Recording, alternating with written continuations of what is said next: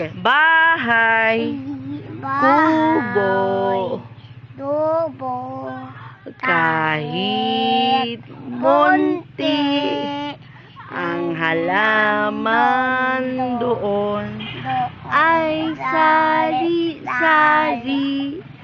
singkamas at talong,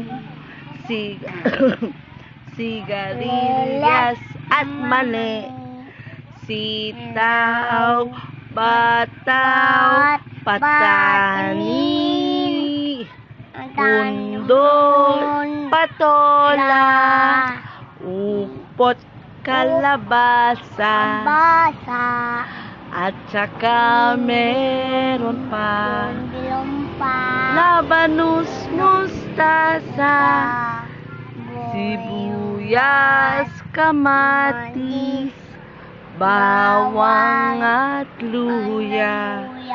Sa paligid-ligid ay puno ng linga.